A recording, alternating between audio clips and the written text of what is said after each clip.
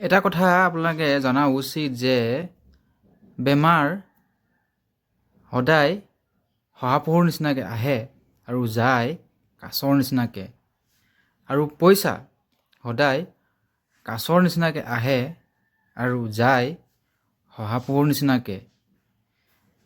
আৰু এটা কথা, যদি ভগৱানক আপুনি কিবা বস্তু বিচাৰে, সেই ভগৱানে আপোনাৰ ইচ্ছা অনুযায়ী নিদিয়ে।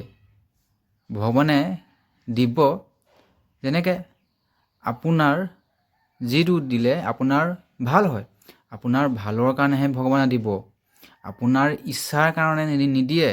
এই কথা সদায় মনত ৰাখিব।